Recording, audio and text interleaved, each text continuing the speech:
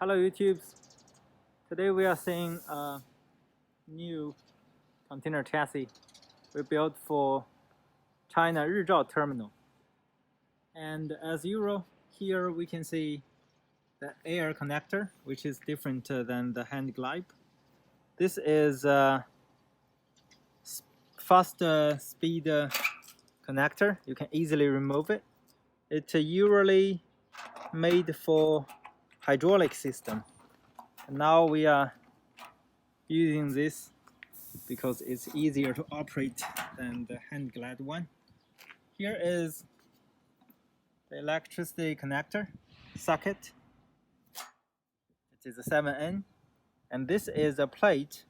When you're mounting the trailer, you can remove the bolt here, then you can take it out and do the maintenance. This is a front container guide. When you're loading the container from the top, it will guide the container to the surface. This is an indicator in the front and the rear and the left and right. This is for the other drivers to see what it looks like. And here is special reinforcements for the front booster. So when you are impacting the container to the surface, it won't break. This is a container blocker. When you're loading a 40-foot here, it will block the container. When you braking the trailer, it won't goes to the front. Here is the side container guide. So when you're loading the container would automatically sliding from this surface to here. We add a 10mm plate here, so it would consume first. We use this as a wear parts. As you can see from the video, the surface is perfectly level.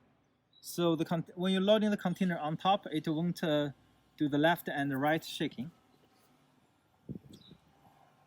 Those landing gears are temporary because our client haven't required any landing gears. So we add a landing gear for the video. As you can see, we just assembled a few bolts here and there. So when the trailer arrives, our client would assemble the landing gear and then they can use it. That's just a temporary. Here is the side protection. We use the nylon as a soft material so it can absorb the impact and last longer. If you stand on it, you can actually stand on top of it. It's no problem. So it's strong enough and also soft enough. It's saving the maintenance cost because we're using the spring here and fasten it. Then it would have enough tense to maintain the strength. Here is the height of the main beam. You can see it's pretty high, higher than any other normal trailers because the trailer is taking the impact all the time and all day long. This is an indicator light, an indicator light to show the drivers how the weight the trailer is. Here we have two container block for the 20-foot container because when we using this trailer, it won't just for the 40-foot. We will use it for the 20-foot also. Here is the reflector to show the other drivers in the night. And this is also one of the reflector. As the other yard chassis is always 2-axle, and we use full 1-axle this time.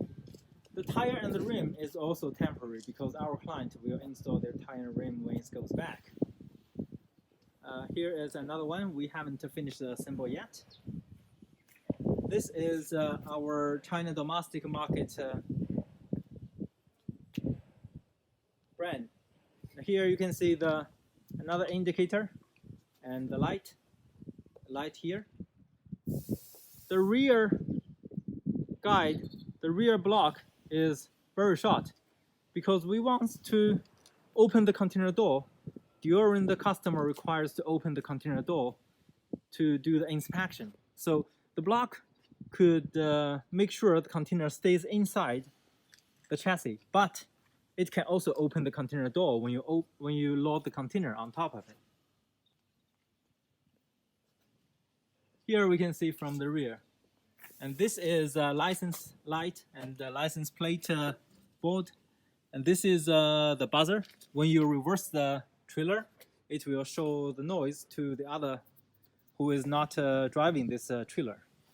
This is a rear block to block the impact, and also for the accident, you need a forklift. You can push there. Under the trailer, here is the leaf spring, and here is the axle, the leaf spring, and that's the equalizer, that's the suspension hanger, and this is air reserve tank. After the air reserve tank, we can see the emergency valve here, and this air chamber is service chamber, and that air chamber is braking and service chamber. When we say servicing, it's when it's running, we call it service.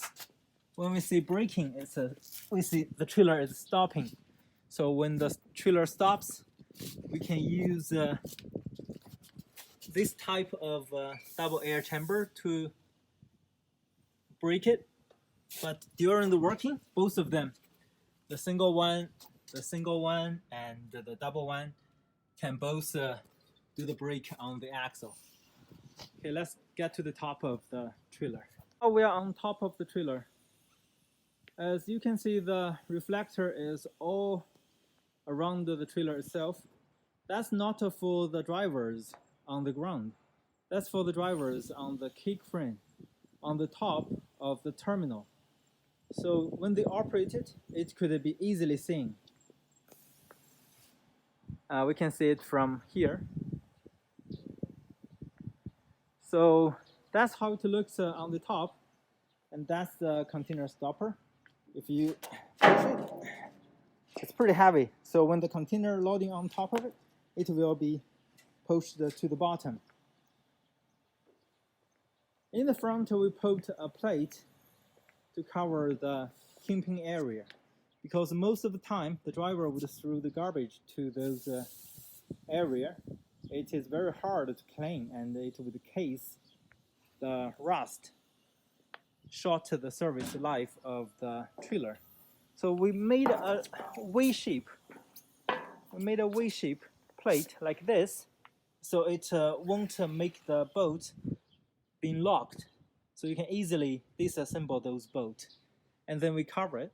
So if there are any garbage here, you can easily swap it. Okay, I think that would be all for today's video. Hope you guys enjoyed the video today. See you guys next time. Thanks. Bye.